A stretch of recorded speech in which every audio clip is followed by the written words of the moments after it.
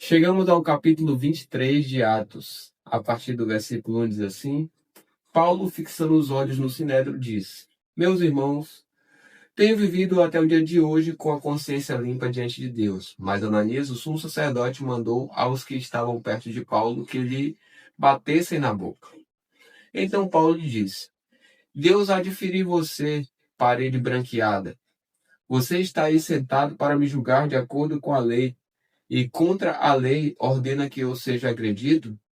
Os que estavam ali perguntaram a Paulo: Você está insultando o sumo sacerdote de Deus? Paulo respondeu: Eu não sabia, irmãos, que ele é sumo sacerdote, porque está escrito: Não fale mal de uma autoridade do seu povo.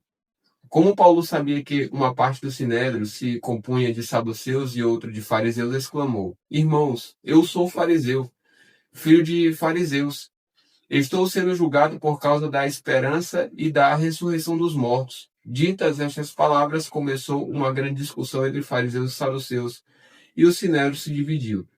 Pois os saduceus diziam que não há ressurreição, nem anjo, nem espírito, ao passo que os fariseus admitem todas essas coisas.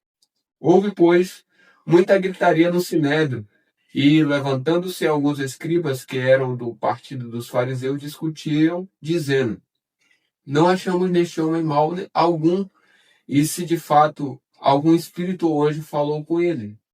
Como a discussão ficava cada vez mais intensa, o comandante, temendo que Paulo fosse despedaçado por eles, mandou descer a guarda para que o retirassem dali e o levassem para a fortaleza.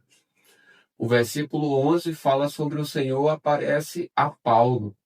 Na noite seguinte, o Senhor, pondo-se ao lado de Paulo, disse: Coragem, pois assim como você deu testemunho a meu respeito em Jerusalém, é necessário que você testemunhe também em Roma. A partir do versículo 12, acontece a emboscada dos judeus. Quando amanheceu, os judeus se reuniram e juraram que não haviam de comer nem beber enquanto não matassem Paulo. Eram mais de 40 os que se envolveram nessa conspiração. Estes foram falar com os principais sacerdotes e os anciãos e disseram: Juramos, sob pena de maldição, não comer coisa alguma enquanto não matarmos Paulo. Por isso, agora, juntamente com o Sinédrio, mandem um recado ao comandante para que ele o apresente a vocês sob o pretexto de que desejam investigar mais acuradamente o caso dele, e nós, antes que ele chegue, estaremos prontos para matá-lo. Mas o filho da irmã de Paulo, tendo ouvido a respeito da trama, entrou na fortaleza e contou tudo a Paulo. Então este, chamando um dos centuriões, disse: Leve este rapaz ao comandante, porque tem algo a dizer. O centurião levou o rapaz ao comandante e disse: O prisioneiro Paulo me chamou e pediu que eu trouxesse à sua presença este rapaz, pois tem algo a dizer ao Senhor. O comandante pegou o rapaz pela mão e, levando-o para um lado, perguntou-lhe: O que você tem para me dizer? Ele respondeu: Os judeus decidiram pedir ao Senhor que amanhã apresente Paulo ao Sinédrio, sob o pretexto de que desejam fazer uma investigação mais acurada a respeito dele. Não se deixe persuadir, porque mais de 40 deles armaram uma emboscada, fizeram um pacto de, sob pena de maldição, não comer nem beber, enquanto não matarem Paulo, e agora estão prontos, esperando que o Senhor prometa atender o pedido deles. Então o comandante despediu o rapaz, recomendando-lhe que não dissesse a ninguém ter lhe trazido estas informações. Chamando 2 centuriões, ordenou: Tenham de prontidão 200 soldados, 70 cavaleiros e 200 lanceiros para irem até Cesareia a partir das 9 horas da noite. Preparem também animais para fazer Paulo montar e levem-no com segurança ao governador Félix. A partir do versículo 25, o contexto é a carta de Cláudio a Félix. O comandante escreveu uma carta nestes termos: Cláudio Lísias, ao excelentíssimo governador Félix, saudações. Este homem foi preso pelos judeus e estava prestes a ser morto por eles, quando eu, sobrevindo com a guarda, o livrei, por saber que ele era romano. Querendo certificar-me do motivo por que o acusavam, levei-o ao sinédrio deles. Descobri que ele era acusado de coisas referentes à lei que os rege, mas nada que justificasse morte ou mesmo prisão. Sendo eu informado de que ia haver uma emboscada contra o homem, tratei de enviá-lo imediatamente ao Senhor, intimando também os acusadores a irem dizer, na sua presença, o que eles têm contra ele. Passe bem. A partir do versículo 31, o contexto é Paulo no pretório de Herodes. Então os soldados, conforme lhes foi ordenado, pegaram Paulo e durante a noite o conduziram até Antipátride. No dia seguinte, voltaram para a fortaleza, tendo deixado os cavaleiros encarregados de seguir viagem com ele. Quando estes chegaram a Cesareia, entregaram a carta ao governador e também lhe apresentaram Paulo. Lida a carta, o governador perguntou de que província Paulo era, e quando soube que era da Cilícia, disse: Ouvirei você quando chegarem os seus acusadores, e mandou que ele ficasse preso no pretório de Herodes. A partir do capítulo 24, o contexto é Paulo é acusado diante de Félix. Diz assim a partir do versículo 1. 5 dias depois, o sumo sacerdote Ananias foi até Cesareia com alguns anciãos e com certo orador chamado Tértulo, os quais apresentaram ao governador a sua acusação contra Paulo. Depois que Paulo foi chamado, Tértulo passou a acusá-lo, dizendo: Excelentíssimo Félix, tendo nós desfrutado de paz perene por meio do Senhor e tendo sido feitas por seu providente cuidado notáveis reformas em benefício deste povo, sempre e em todos os lugares reconhecemos isto com profunda gratidão. Entretanto, para não deter o Senhor por muito tempo, peço que, de acordo com a sua clemência, nos ouça por alguns instantes, porque, tendo nós verificado que este homem é uma peste e promove desordens entre os judeus do mundo inteiro, sendo também o principal agitador da seita dos nazarenos, o qual também tentou profanar o templo, nós o prendemos com o intuito de julgá-lo segundo a nossa lei. Mas, sobrevindo o comandante Lísias, o arrebatou das nossas mãos com grande violência, ordenando que os seus acusadores viessem à presença do Senhor. Se o interrogar, o Senhor mesmo poderá tomar conhecimento de todas as coisas de que nós o acusamos. Os judeus também concordaram na acusação, afirmando que estas coisas eram assim. A partir do versículo 10, Paulo apresenta a sua defesa. Quando o governador fez sinal para que Paulo falasse, ele disse: Sabendo que há muitos anos o Senhor é juiz desta nação, sinto-me à vontade para me defender. O Senhor mesmo pode verificar que não se passaram mais de 12 dias desde que fui a Jerusalém para adorar a Deus. E que não me achando no templo, discutindo com ninguém, nem agitando o povo, fosse nas sinagogas ou na cidade, nem podem provar diante do Senhor as acusações que agora fazem contra mim. Porém, confesso ao Senhor que, segundo o caminho a que chamam seita, assim eu sirvo ao Deus de nossos pais, acreditando em todas as coisas que concordam com a lei e os escritos dos profetas, tendo esperança em Deus, como também estes a têm, de que haverá ressurreição tanto de justos como de injustos. Por isso, também me esforço por ter sempre uma consciência pura diante de Deus e dos homens. Depois de anos, vim trazer donativos para o meu povo e também para fazer oferendas. E foi nesta prática que alguns judeus da província da Ásia me encontraram já purificado no templo, sem ajuntamento de povo e sem tumulto, os quais deveriam comparecer diante do Senhor e fazer as acusações, se tivessem alguma coisa contra mim. Ou então que estes homens que estão aqui digam que crime acharam em mim por ocasião do meu comparecimento diante do Sinédrio, salvo estas palavras que clamei, estando entre eles. Hoje estou sendo julgado por vocês por causa da ressurreição dos mortos. Então Félix, conhecendo mais acuradamente as coisas relacionadas com o caminho, adiou a causa, dizendo: Quando chegar o comandante Lísias, tomarei uma decisão a respeito do caso de vocês. E ordenou ao centurião que conservasse Paulo na prisão, tratando-o com tolerância e não impedindo que os seus próprios o servissem. Agora, a partir do versículo 24, Paulo está diante de Félix e Drusila. Passados alguns dias, Félix veio com Drusila, sua mulher, que era judia, mandou chamar Paulo e passou a ouvi-lo a respeito da fé em Jesus Cristo. Quando Paulo começou a falar sobre a justiça, o domínio próprio e o juízo vindouro, Félix ficou amedrontado e disse: Por agora você pode retirar-se, e quando eu tiver a oportunidade, mandarei chamá-lo. Ao mesmo tempo, esperava que Paulo lhe desse dinheiro. Por isso, chamando-o mais frequentemente, conversava com ele.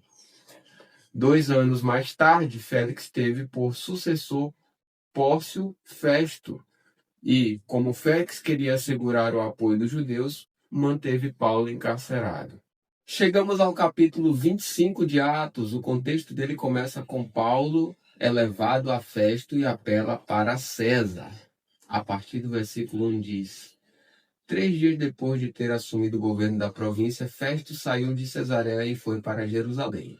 E logo os principais sacerdotes e os maiorais dos judeus lhe apresentaram queixa a respeito de Paulo. Contra ele pediram a Festo o favor de mandar que ele fosse trazido a Jerusalém. É que eles tinham armado uma emboscada para matar Paulo no caminho. Festo, porém, respondeu que Paulo continuaria preso em Cesareia e que ele mesmo, muito em breve, partiria para lá. E concluiu: aqueles de vocês que estiverem habilitados me acompanhem, e havendo contra este homem qualquer crime, acusem. E, não se demorando entre eles mais de 8 ou 10 dias, foi para Cesareia. No dia seguinte, assentando-se no tribunal, ordenou que Paulo fosse trazido. Quando Paulo chegou, os judeus que tinham vindo de Jerusalém ficaram em volta dele, fazendo muitas e graves acusações contra ele, as quais, entretanto, não podiam provar. Então Paulo, defendendo-se, disse: Nenhum pecado cometi contra a lei dos judeus, nem contra o templo, nem contra César. Então Festo, querendo assegurar o apoio dos judeus, perguntou a Paulo: Você gostaria de ir a Jerusalém e ser ali julgado por mim a respeito destas coisas? Paulo respondeu: Estou diante do tribunal de César, onde convém que eu seja julgado.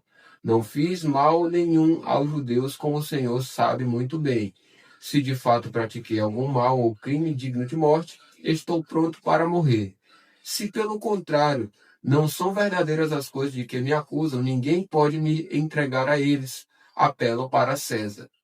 Então Festo, tendo falado com o conselho, respondeu: Já que apelou para César você irá. A partir do versículo 13, Festo expõe a Agripa o caso de Paulo. Passados alguns dias, o rei Agripa e Berenice chegaram a Cesareia a fim de saudar Festo. Como se demorassem ali alguns dias, Festo expôs ao rei o caso de Paulo, dizendo: Félix deixou aqui preso certo homem a respeito de quem os principais sacerdotes e os anciãos dos judeus apresentaram queixa, quando eu estava em Jerusalém pedindo que o condenasse. Eu lhes disse que não é costume dos romanos condenar quem quer que seja, sem que o acusado tenha presentes os seus acusadores e possa defender-se da acusação. Assim, quando eles vieram para cá, sem nenhuma demora, no dia seguinte, assentando-me no tribunal, determinei que o homem fosse trazido. Levantando-se os acusadores, não mencionaram nenhum dos crimes de que eu suspeitava. Traziam contra ele algumas questões referentes à sua própria religião e particularmente a certo morto chamado Jesus, que Paulo afirma estar vivo.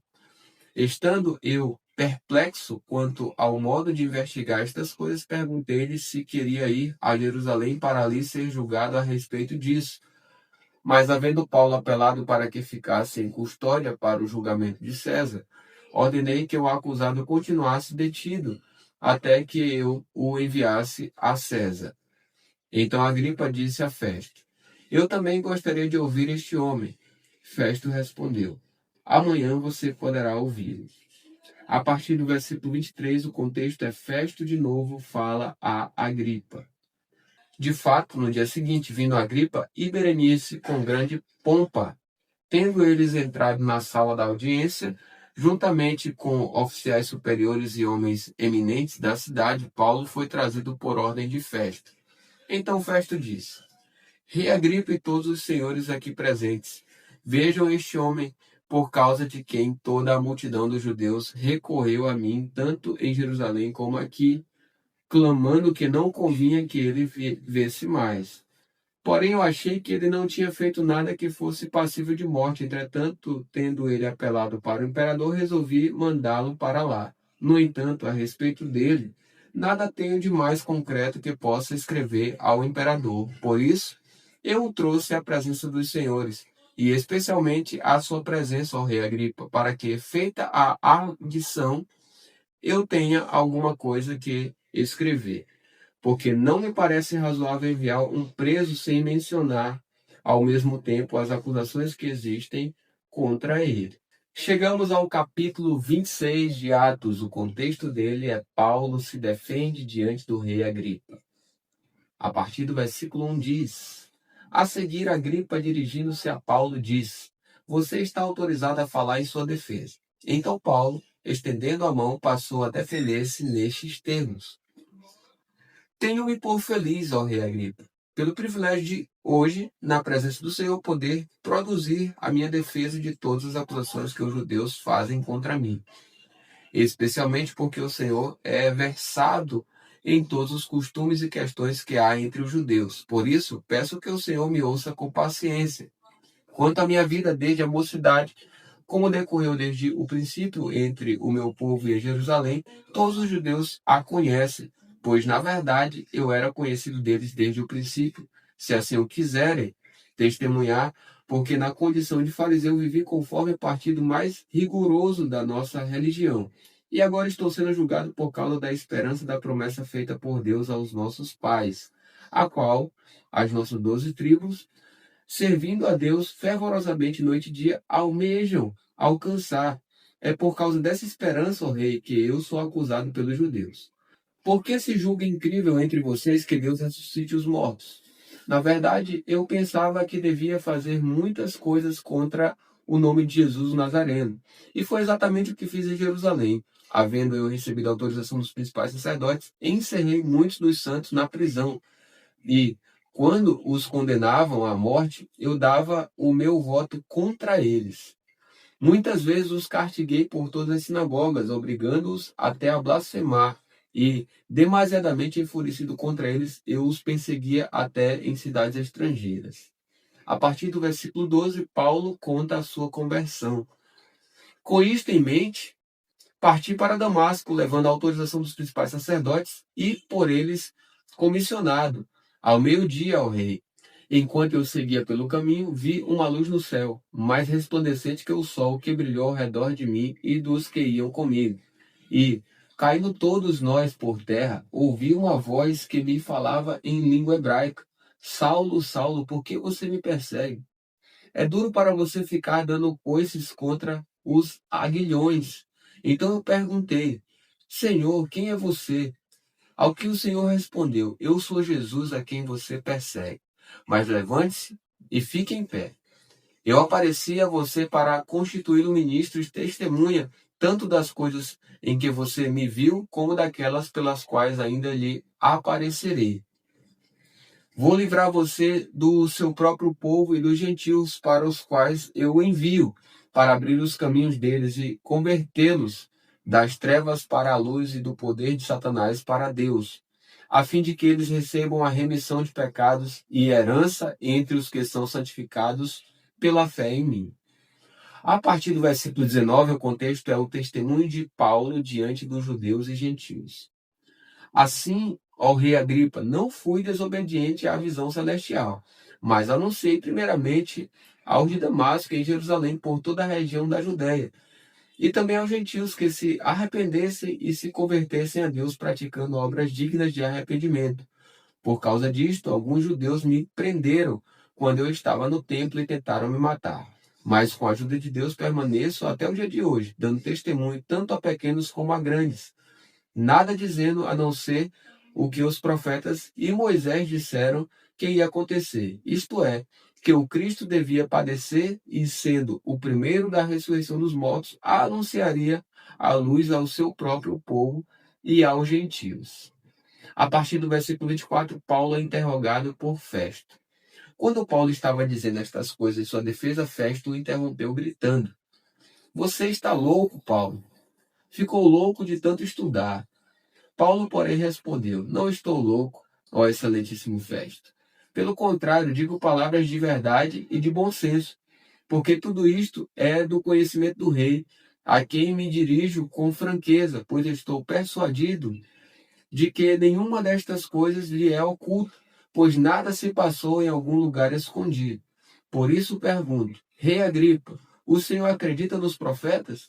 Eu sei que o senhor acredita. Então Agripa se dirigiu a Paulo e disse: Por pouco você me convence e me torna cristão. Paulo respondeu: Peço a Deus que faça com que, por pouco ou por muito, não apenas o Senhor, ó Rei, mas todos os que hoje me ouvem, venham a ser alguém como eu, mas sem estas correntes. A essa altura, levantou-se o rei, e também o governador, e Berenice, bem como os que estavam assentados com eles.